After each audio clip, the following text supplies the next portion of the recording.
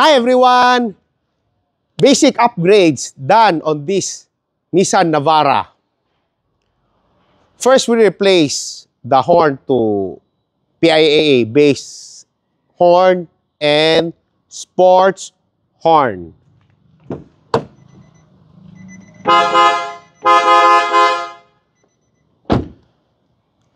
And also, we install ARB, UVP, under vehicle protection,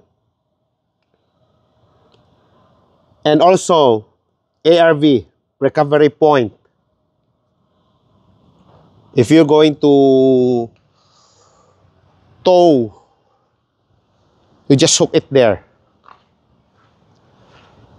And what else? Backflip, trifold cover. This is made in USA. High-grade aluminum aircraft material used.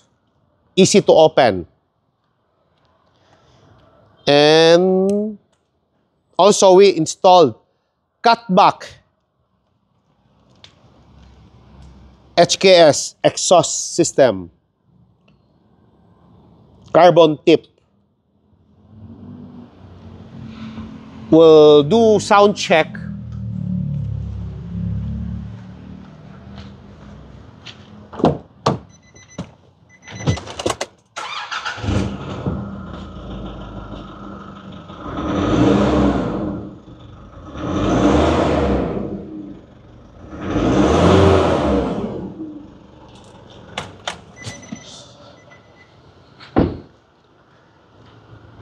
And also, we added safety feature like the T-step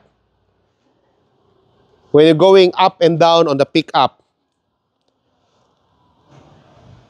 Maximum load is 150 kg. This is the original brand, T-step. Don't settle for those China copy product. Okay. For the interior of this unit, we also installed Hypotec matting and top speed throttle controller. The purpose of this one is you can choose sports, anti-lag, top speed. Because especially on Nissan Navara and Nissan Terra and some other unit, you have a lag when you gas. So with this throttle controller, it's really help. It's plug and play. And also, you can use the device through Bluetooth on your phone. Diba? Social. Lastly,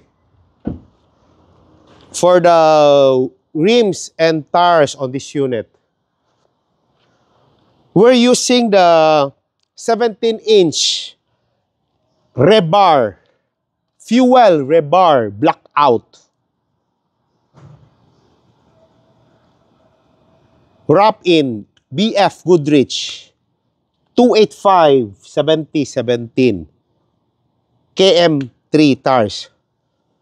This model also have the black with mill silver, but the client chooses the blackout, all blackout. See the stance. Simplicity is the best.